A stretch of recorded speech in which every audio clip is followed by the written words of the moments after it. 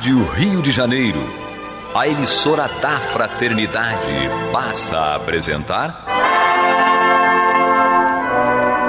Luz na Penumbra, programa que leva ao seu coração a mensagem da doutrina espírita.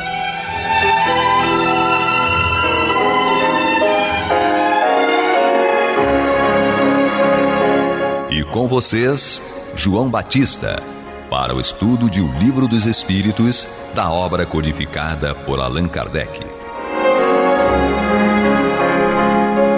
Queridos amigos, estamos aqui para dar sequência ao nosso estudo. O estudo do Livro dos Espíritos, tradução de Evandro Noleto de Bezerra. Hoje iniciamos o livro 4, Esperanças e Consolações. Vamos iniciar o capítulo 1, Penas e Gozos Terrenos.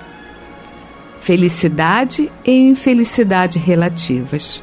Falaremos sobre as questões 920 e 921.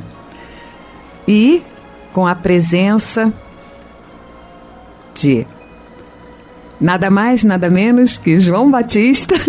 É eu. E eu, né? Angélica Lopes.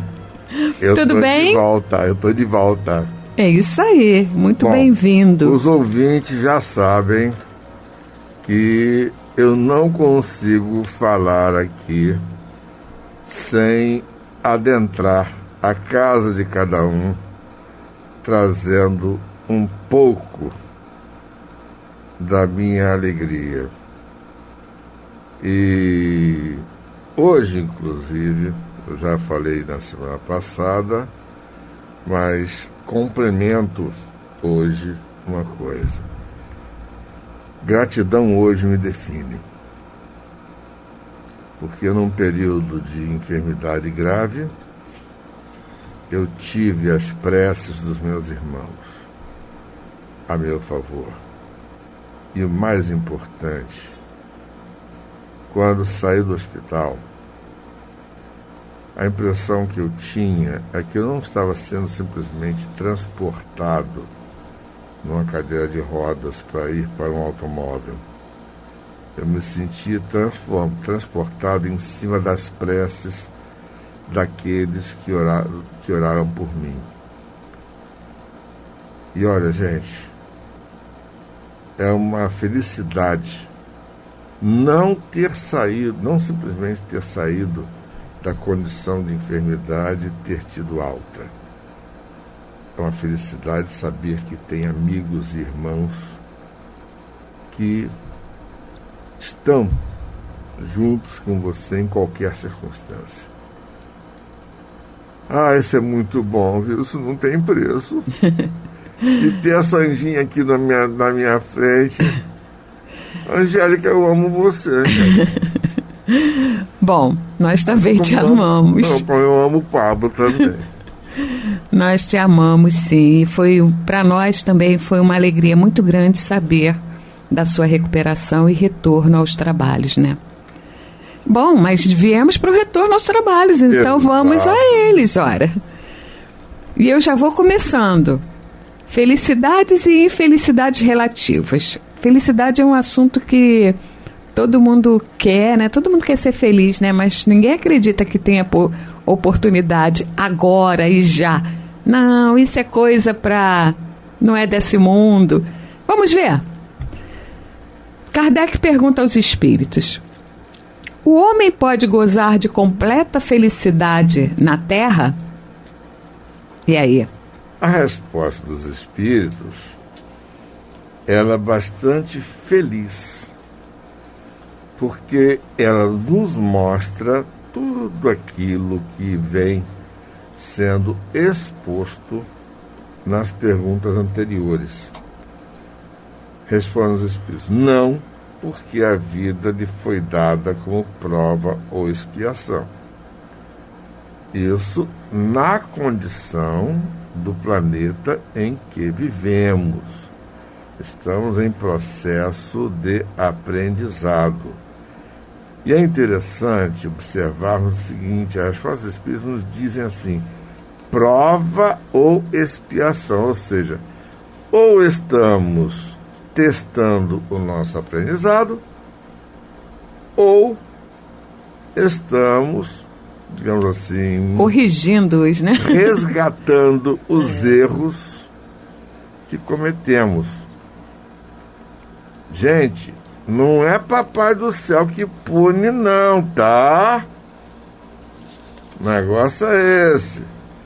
Por incrível que possa parecer, nós é que escolhemos aquilo que temos que passar. E a misericórdia divina é tão grande que sequer no nosso livre-arbítrio mexe. Nós temos direito de escolha somente abolido quando cometemos tamanho nível de atrocidades que tem que ser interrompido esse livre-arbítrio exatamente para que possamos não continuar cometendo atitudes insensatas como anteriormente. E aí é exatamente que é a segunda parte da resposta. Mas depende dele amenizar os seus males e ser tão feliz quanto possível na terra. Ou seja, nós somos tão felizes quanto possível de acordo com o quê? As nossas atitudes. Yeah. Quando eu penso numa pessoa que eu conheci, que não tinha o braço direito, não tinha a perna esquerda, ficou cega do olho direito e ainda consolava pessoas escrevendo cartas, porque era a destra, mas aprendeu a escrever com a mão esquerda para mandar cartas para pessoas desesperadas que escreviam para a casa dela, pedindo ajuda. O nome dela é Diva. Não é à toa que o nome Diva significa divina, que realmente ela era a expressão de misericórdia divina em favor de muitas pessoas. Ela sofreu muito com as enfermidades que teve e quando ela começou a ficar cega do olho direito, eu que perguntei para ela, como é que vai ser, Diva? Ela disse, vou ter que me adaptar a mais uma limitação. Ela nunca disse que estava sofrendo. Ela disse que tinha que se adaptar. Só que a doença dela a levou antes que ela ficasse totalmente cega. E é interessante observar o seguinte, eu conheço uma porção de pessoas com doenças extremamente limitantes e continuam fazendo bem. Então, depende do livre-arbítrio de cada um. E da forma como a pessoa enxerga, né? Exatamente. Como ela se coloca diante dos desafios que lhe vêm. E muitas pessoas, às vezes, se consideram os desafios como entraves. E, na verdade, eles não são entraves, eles são alavancas impulsionadoras. Exatamente. Você tem que reconhecer o quanto você vencer um desafio vai te impulsionar para frente. Veja bem, eu tenho uma amiguinha e filha, posso dizer assim, é uma das minhas filhas do coração. Quem me conhece sabe que eu tenho um perfil chamado Pai do Coração de Família, que graças a Deus continua com o pessoal fazendo corrente de oração pelos enfermos direto. Essa moça é tetraplégica em decorrência de uma enfermidade desmelinizante. Ela trabalha com o quê? Ela é professora de maternal. E as crianças a adoram. Até as auxiliares que a ajudam na parte que exige motricidade. Ela usa uma cadeira com motor elétrico e vai vivendo a vidinha dela com muita alegria. E aí eu paro e penso, meu Deus, ela é um exemplo de vida em termos de alegria. E é um docinho E aí nós conhecemos pessoas que estão com o corpo saudável, no entanto, a mente e a condição espiritual que as pessoas têm são completamente enfermiças. Por quê?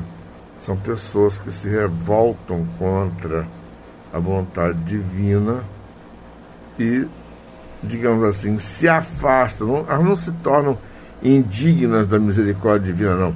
Elas se afastam da misericórdia divina. Essa é a grande verdade. Ou seja, o mal não está no homem. É uma questão de escolha. Ele não é, como é que se diz? Não está intrínseco, né? Ele pode escolher ou não mudar isso. Eu acho interessante a questão dele falar assim, a felicidade está na terra? Não, porque a gente vai ver no estudo desse capítulo realmente aonde está a verdadeira felicidade. Porque a felicidade, ela não é uma coisa material para estar na terra. Ela é uma coisa do nosso mundo interior, da nossa vida real. A felicidade está em nós enquanto espírito e advém das nossas realizações. Exatamente. Bom, vocês estão ouvindo Luz na Penumbra, com a direção de João Batista.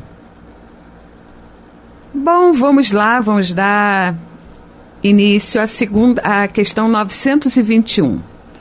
Concebe-se que o homem será feliz na Terra quando a humanidade estiver transformada. Mas enquanto isso não acontece, poderá conseguir uma felicidade relativa? E a resposta dos espíritos é interessantíssima. E o comentário de Kardec é, digamos assim, muito elucidativo para todos nós. Começa pelo início da resposta. O homem é quase sempre o artífice da sua própria infelicidade.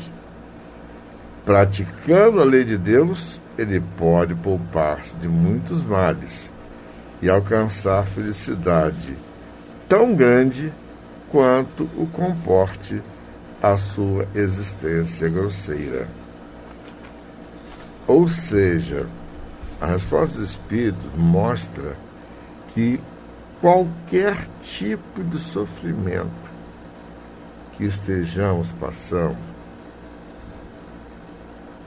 é fruto da nossa vontade.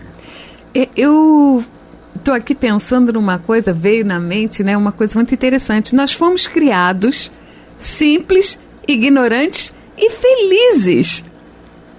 Exatamente. E aí a gente passa a construir, né, a nossa evolução e esquece do terceiro.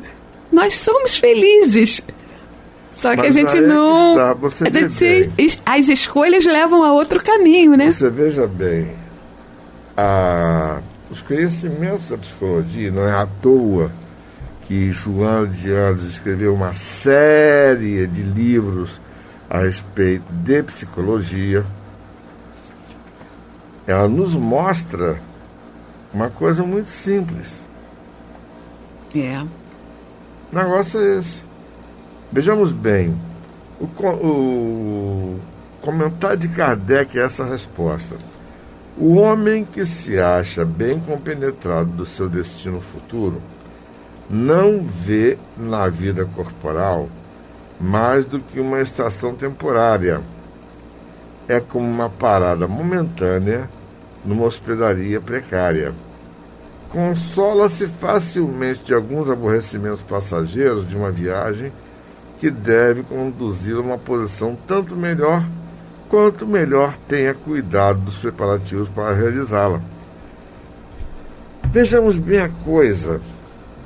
Nós sabemos que a vida material, ela não é a verdadeira vida. A verdadeira vida é a vida espiritual. Mas a vida material é uma ferramenta de aprendizado.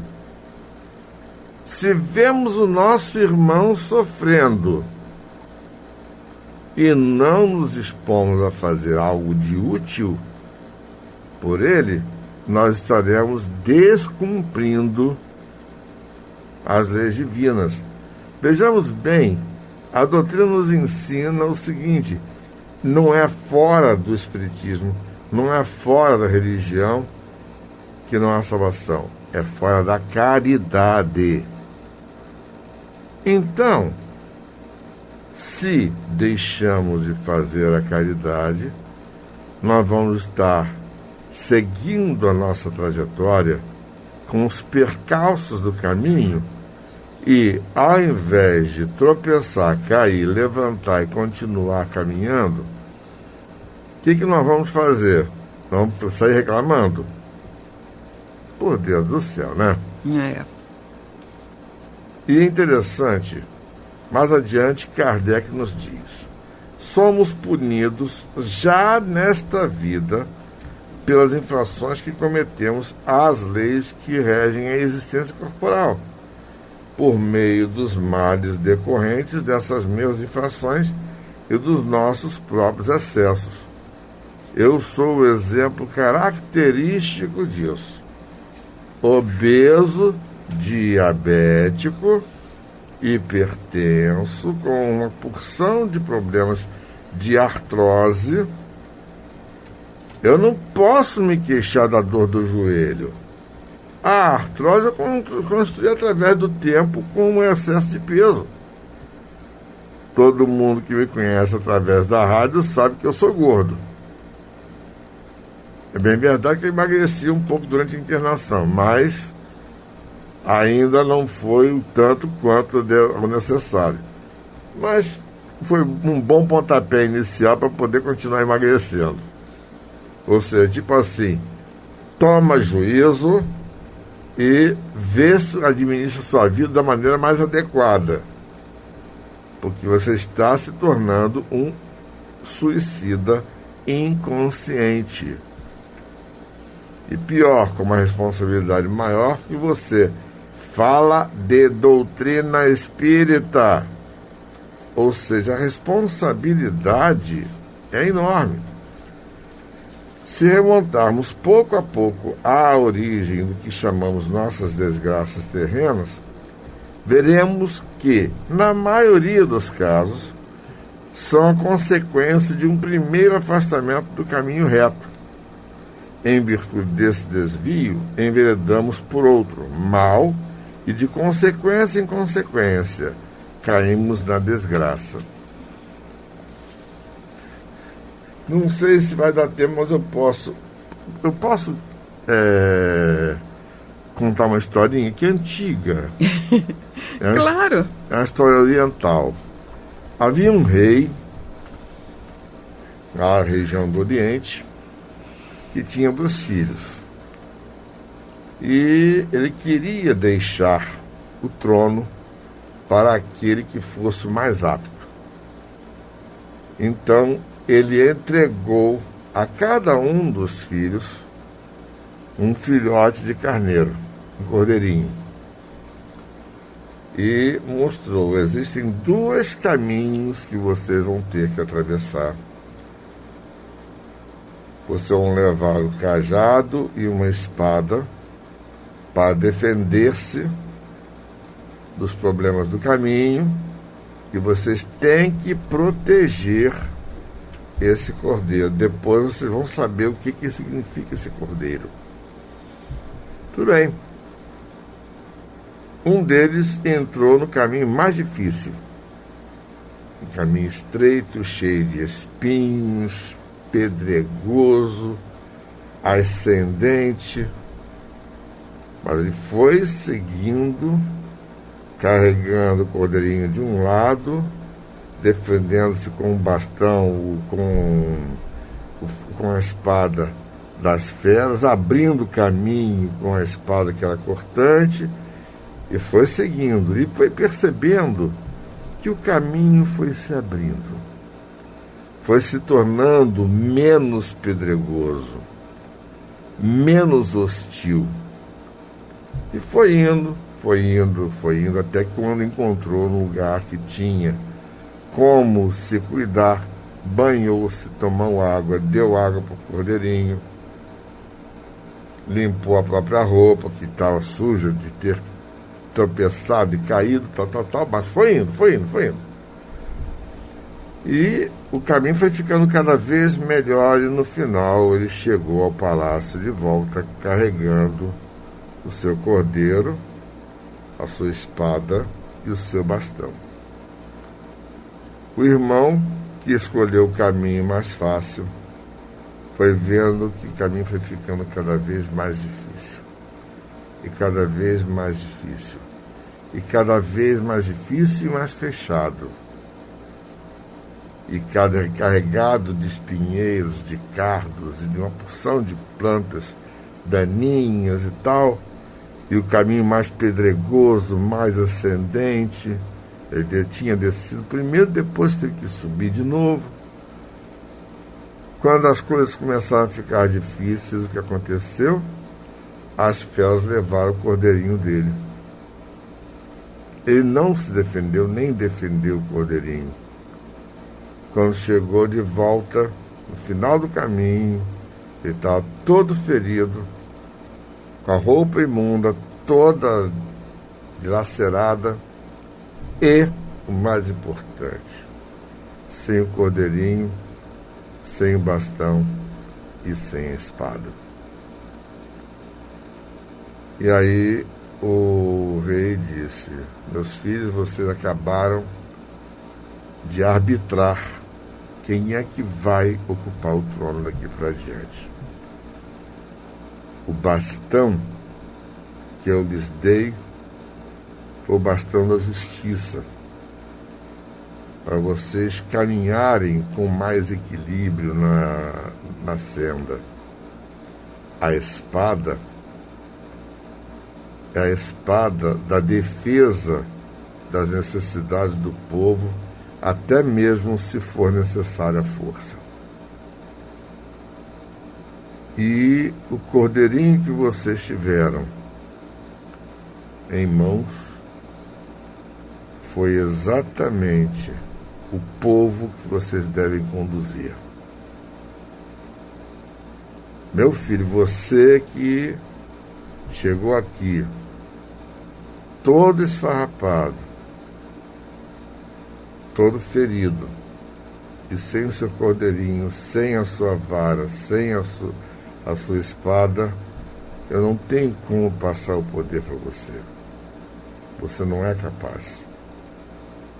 Você, meu filho, que atravessou as dificuldades do início do caminho e foi se libertando dessas dificuldades, mas protegendo o seu cordeiro, mantendo o seu cajado, mantendo a sua espada, você é digno do trono e da coroa, porque você soube conduzir-se com justiça, com energia, com coragem e, acima de tudo, protegendo o povo. É isso que se espera daquele que pretende auferir melhores posições. E nós pretendemos exatamente isso, auferir melhores posições espirituais, com mais sabedoria, com mais equilíbrio, com mais coragem diante da adversidade. Ou seja, o trono não é uma posição de poder, é uma condição de responsabilidade que nós vamos atingir um dia, quando estivermos melhor preparados para o futuro. Vamos encerrar o nosso programa de hoje com essa grande história para refletirmos sobre como está a nossa trajetória, né? E o que nós estamos fazendo com o nosso cajado, com nossa espada e com o nosso cordeirinho. Muito obrigada, doutor João. Muito obrigada, ouvintes. Jesus, muito obrigada. Graças a Deus. Você está ouvindo o programa Luz na Penumbra.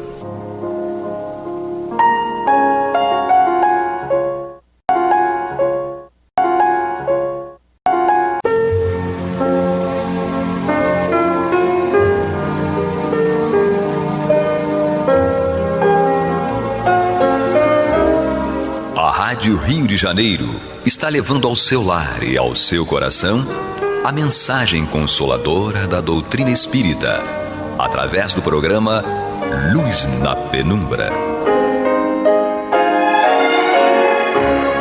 E agora com vocês, Antônio de Pádua Barbosa e Marta Batista. Olá, meus amigos, estamos aqui mais uma vez dando continuidade ao programa Luz na Penumbra, no qual nós estudamos o Evangelho segundo o Espiritismo de Allan Kardec. Estamos aqui em seu capítulo 21, haverá falsos cristos e falsos profetas. E para colaborar conosco aqui nesse trabalho, como sempre, está aqui a Marta Batista, e hoje nós temos aqui o Pablo, retornando aqui a trabalhar aqui conosco no suporte técnico. Então, vamos logo passar a bola para a Marta, porque essa história aqui é muito comprida e, como dizia antigamente, vai dar panos para manga. Hein, Marta? Como é que vai? Tudo bem? É verdade. É um termo muito usado, né?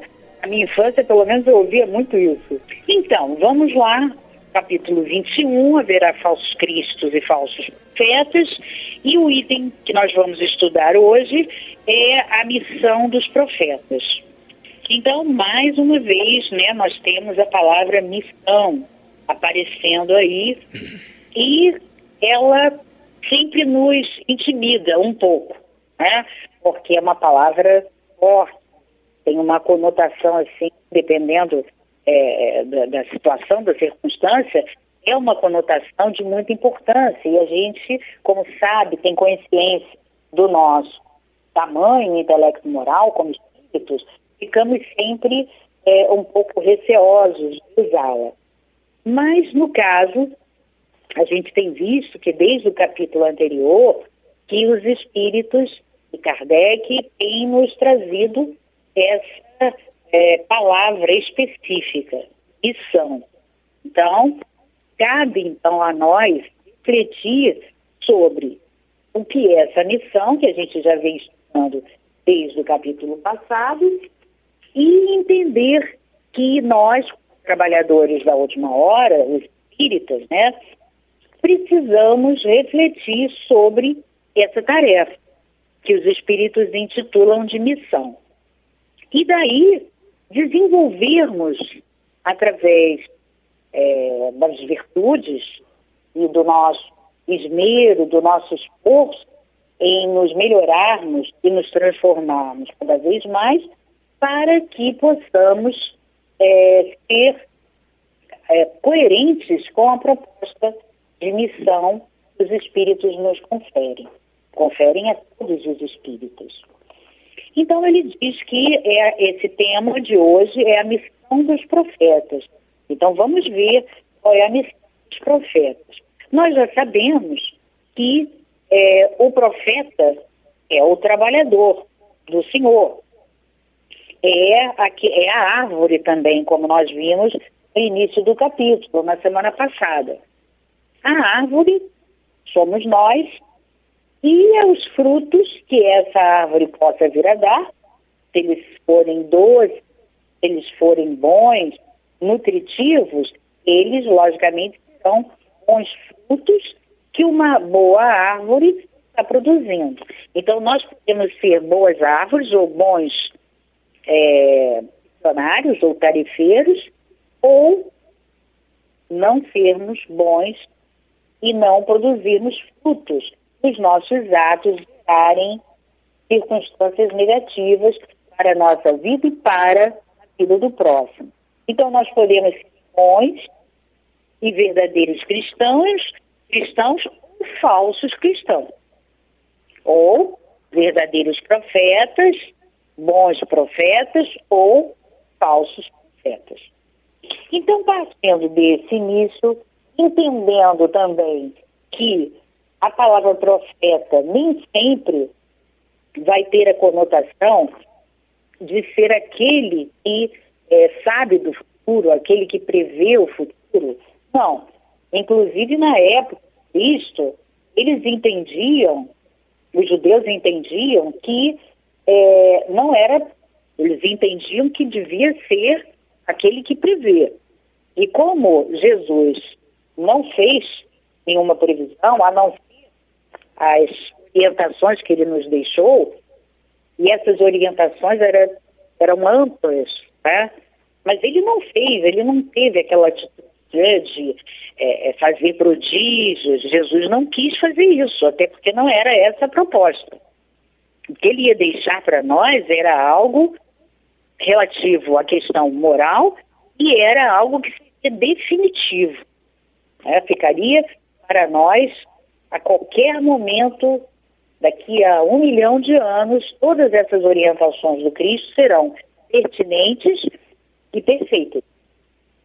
Então, eles, inclusive na época, bateram em Jesus, cuspiram em Jesus, como a gente sabe, né, que aconteceu quando ele foi preso, justamente por isso, por eles acharem que Jesus não profetizava.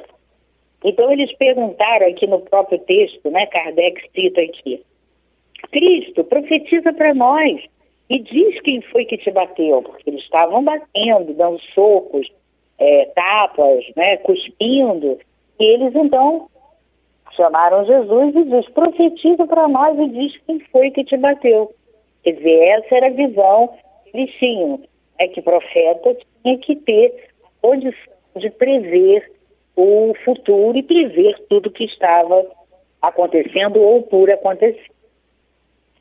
Só que a gente tem duas circunstâncias, né? A missão dos profetas, tem aí profetas de vários níveis intelecto moral. Então a gente precisa verificar as gradações.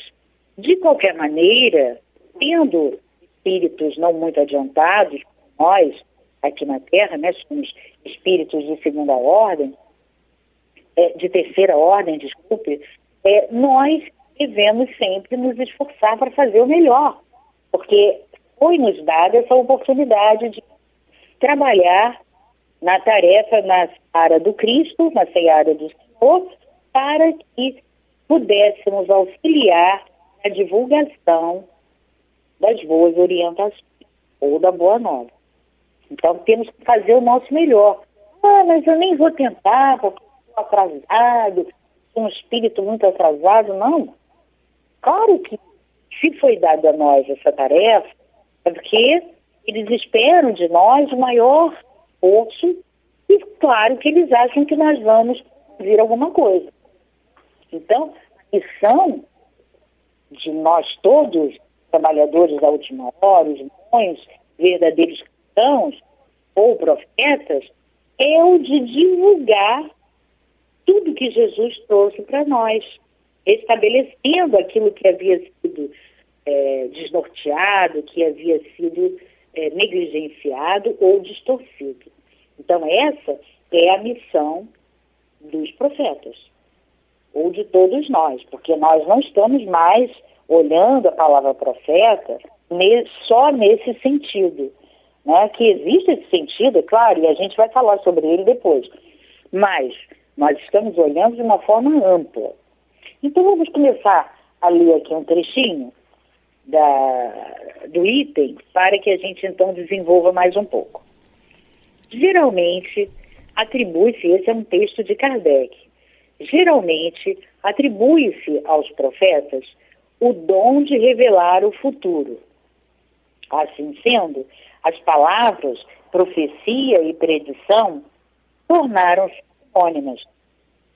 No sentido evangélico, no entanto, a palavra profeta tem um significado mais amplo e é aplicada a todo enviado de Deus com a missão de instruir os homens e de lhes revelar as coisas ocultas e os mistérios da vida espiritual. Então, o que a gente verifica aqui? Que essa é a missão, a tarefa dos verdadeiros profetas que nós espíritas, vamos nos esforçar, tendo conhecimento que chega a nós, desvelou todos os mistérios, levantou o véu de todas as alegorias, metáforas e parábolas.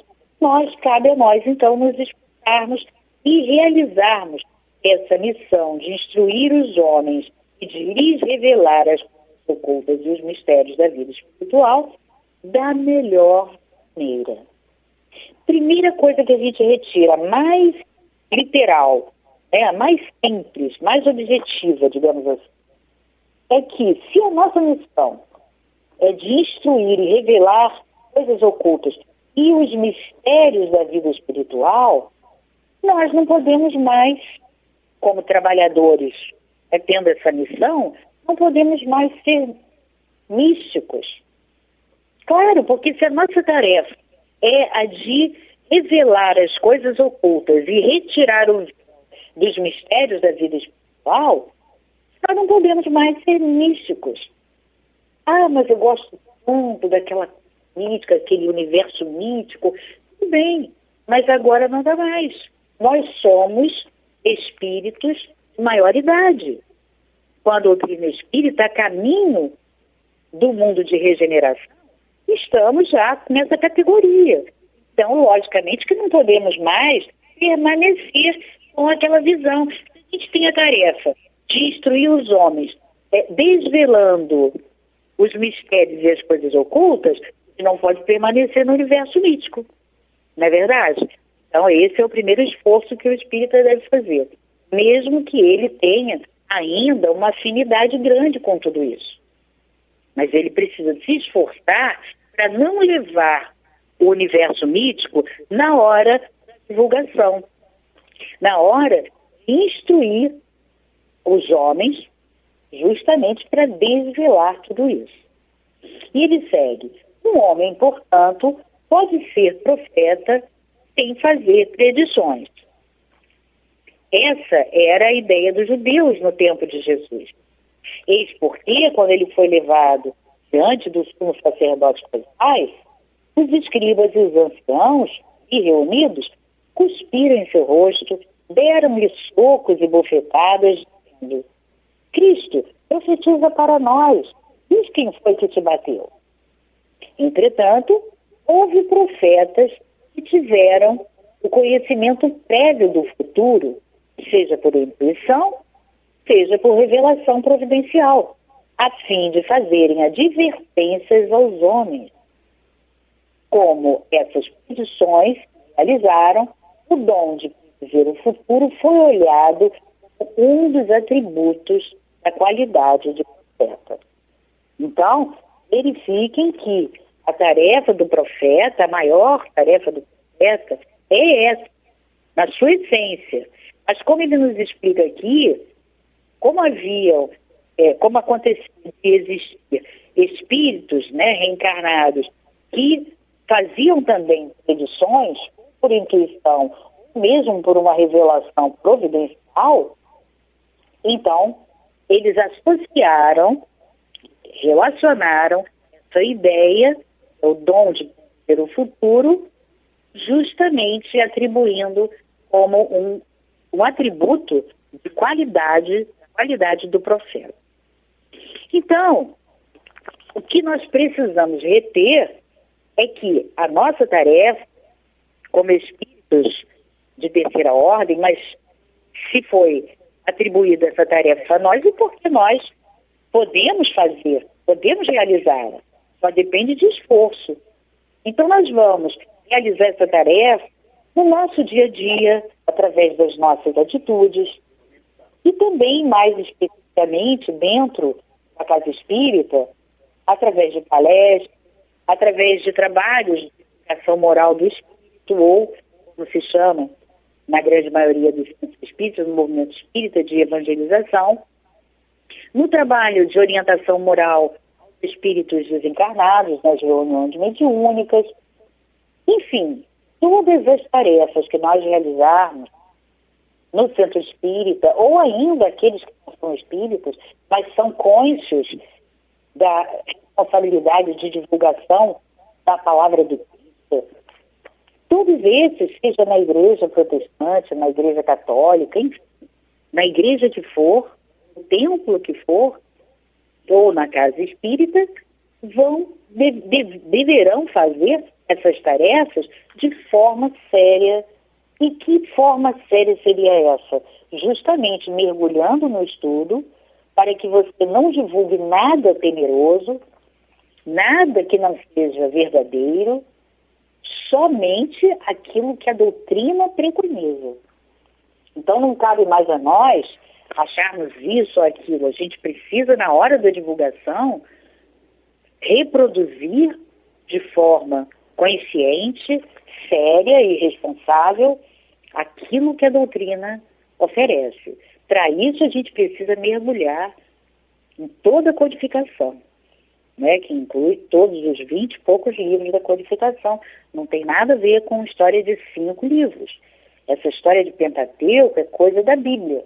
Não tem nada a ver conosco. A nossa codificação é algo independente. Está liberto dessa vinculação mais dogmática.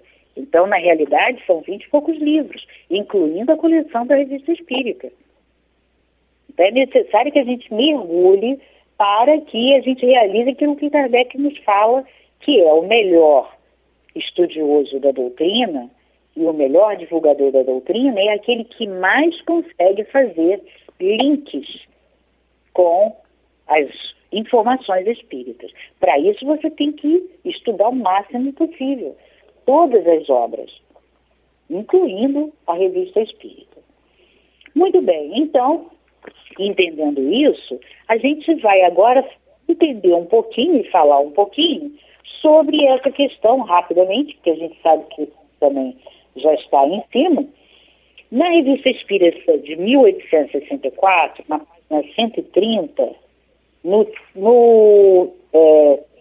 que fala da teoria da presciência, nessa página ele nos fala sobre o que é a teoria da presciência, ou seja, o que é a teoria que nos mostra o que acontece com aquele que prevê o que vai acontecer. Prevê aí entre aspas, né? Esse termo, esse verbo, é para que a gente entenda entre aspas, porque a teoria da presciência vai nos mostrar aquele que enxerga o futuro, e isso vai ser proporcional ao grau de depuração do espírito, né? Quanto menos tiver a influência da matéria, melhor ele conseguirá marcar esse futuro. Mas não é uma coisa mágica. Peraí, alguém está me falando que algo vai acontecer. Não, não é isso, não é uma mágica. Por isso ele chama de teoria da presciência. Então ele nos diz aqui que é como se fosse um homem, eu acho até que eu já falei sobre isso antes, como se fosse um homem em cima de uma montanha mais alta montanha. Ele tem condição, embaixo, ele vê uma estrada imensa que liga um lugar a outro, uma cidade a outra, ou até mesmo um estado a outro. E ele vai, dependendo do grau de altura dessa montanha, e lógico, isso daí é uma analogia, uma alegoria acerca do tamanho intelectual do espírito, né?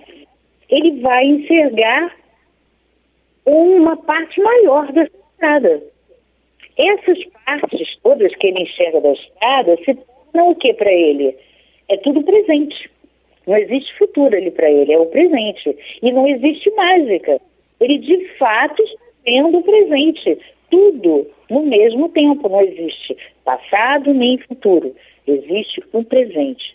E ele enxerga, percebe tudo isso, e o Espírito diz aqui para a gente, ou melhor, Kardec, que assina esse texto na Revista Espírita, é Kardec.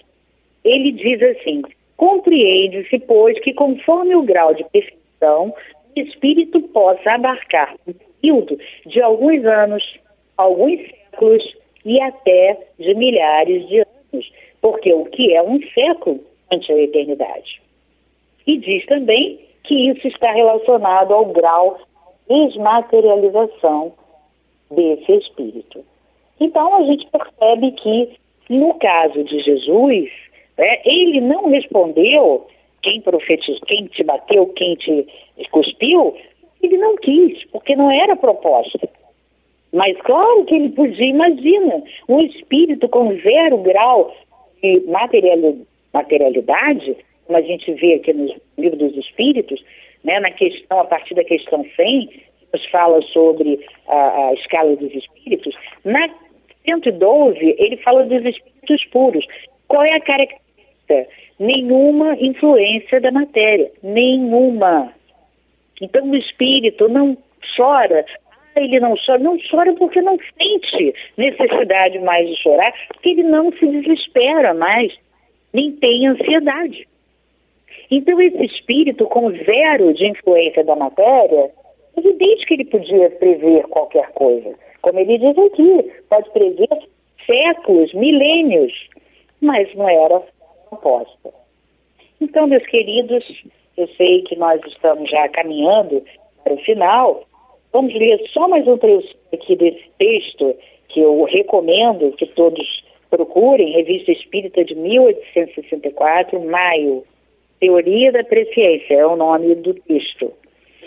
E ele diz aqui o seguinte: se for um espírito adiantado, se como os profetas tiver recebido a missão especial desse efeito, goza nesses momentos de emancipação da alma, da faculdade de abarcar mesmo um período mais ou menos tenso, e vê como por si mesmo,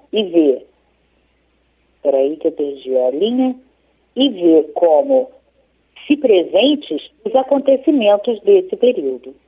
Então, pode revelá-los exatamente ou lhes conservar a memória ao despertar. Ele está falando dos espíritos menos evoluídos, como nós. Então, ele está dizendo que, se aquilo for importante, necessário, ele pode acordar e lembrar totalmente da informação. Ou guardar apenas uma vaga lembrança. E essa vaga intuição, bastante para o guiar instintivamente. E é assim que se vê essa faculdade de desenvolver-se providencialmente em certas ocasiões, perigos iminentes, as grandes calamidades, as revoluções, e que a maioria das seitas perseguidas tiveram numerosos videntes. Mas então, voltando aqui para a nossa tarefa ou missão de espíritos não são muito evoluídos como nós, terceira ordem, o que cabe a nós nos esforçarmos para fazer essa divulgação das orientações do Cristo da melhor maneira, com o maior esforço para produzir bons frutos. O que é que nós realizamos? O que quer que nós realizamos, não importa. Não existe, olha, tem que ser uma função muito importante. Não. Qualquer função que tenhamos, estaremos divulgando, orientando e revelando todas essas coisas que ficaram ocultas durante milênios, e nós devemos fazê-lo até mesmo e sobretudo nos nossos atos cotidianos da melhor maneira, com esforço para fazer o melhor, de forma que aqui só venha a auxiliar a todos. E, logicamente, libertar as pessoas, assim como nós fomos libertos quando conhecemos a doutrina espírita, com toda a sua revelação, nós devemos fazer o mesmo para aqueles que, logicamente, nos pedirem informações. E, lógico, com a nossa atitude, nós devemos fazê-lo de forma honesta e sincera. Mas nós chegamos ao fim do programa e vamos passar aqui para o Antônio para que ele complete e encerre aqui a tarefa de hoje. Não é isso, Antônio? É isso mesmo, Marta. Missão dos profetas realmente é uma missão um pouco complicada e é muito mal interpretada por nós, não é verdade? Mas com essa explicação acho que a coisa fica um pouco mais clara. Tão clara quanto seja aí a noite de todos os nossos ouvintes, que todos aí curtam bastante, fiquem com Deus e permaneçam em muita paz. Um abraço a todos. Muita paz e até a próxima.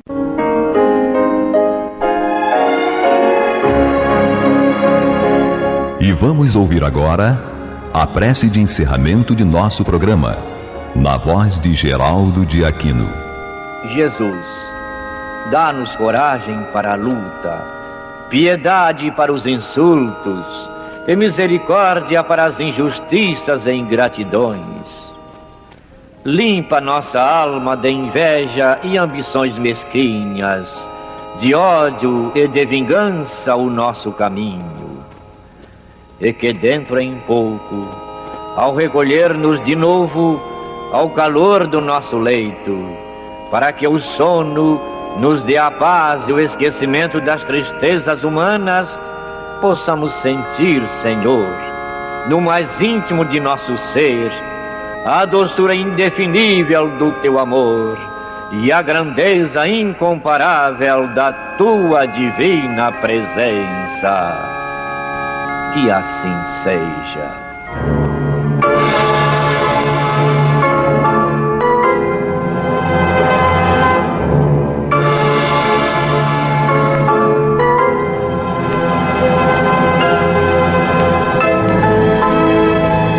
Acabamos de apresentar o programa Luz na Penumbra, que voltará a ser apresentado amanhã às 21 horas nesta emissora.